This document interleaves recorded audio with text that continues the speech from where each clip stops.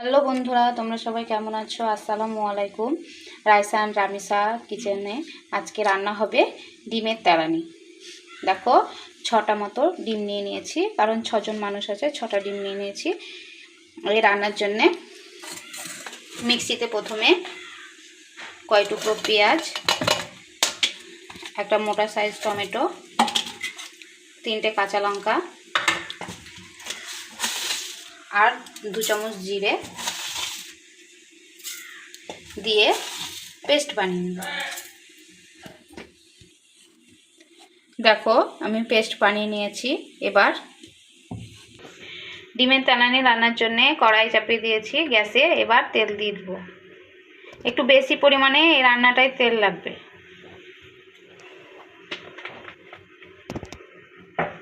তেল দিয়ে দিয়েছি। এবার ফোড়নে দেব তেজপাতা,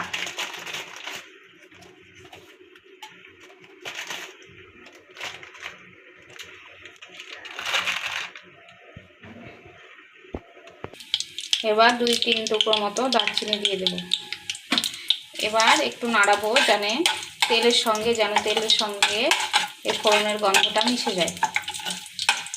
তেলের সঙ্গে ফোড়নের গন্ধ মিশে গেছে। এবার যে পেঁয়াজ, জিরে, টমেটো পেস্ট করে রেখেছিলাম ওটা দিয়ে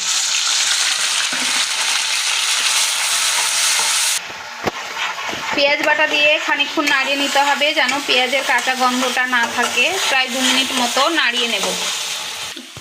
এদিকে পেঁয়াজটা আমার মশলাটা কষা হতে থাক, ততক্ষণে একটা মশলার পেস্ট বানিয়ে নিই। এটা ধনিয়া গুঁড়ো,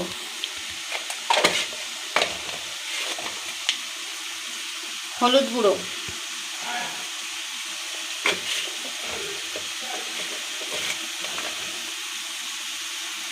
জিরে গুঁড়ো,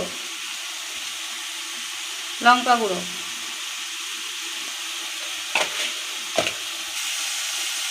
জল দিয়ে এবার গুলিয়ে নেব।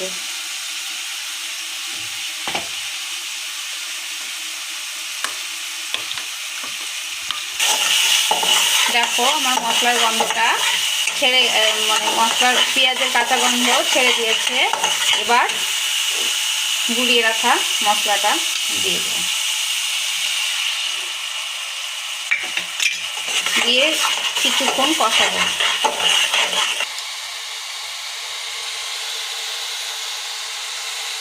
দেখুন, পুরোপুরি আমাদের মশলা কষানো হয়ে গেছে। মশলা থেকে তেল ছেড়ে দিয়েছে। এবার গরম জল করে রেখেছিলাম দিয়ে দেব।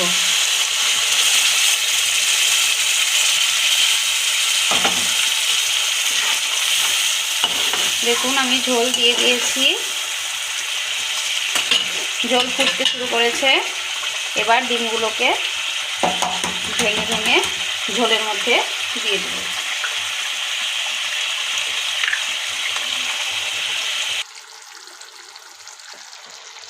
দেখো, 6টা ডিমই আমি ভেঙে দিয়েছি।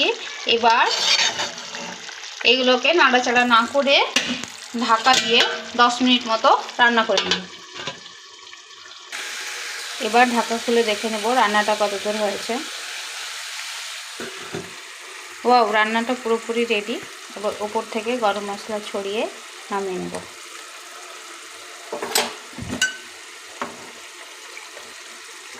দেখুন, দেখতে কতটা লোভনীয় হয়েছে। এই রান্নাটা আমার শাশুড়ি মায়ের কাছ থেকে শেখা।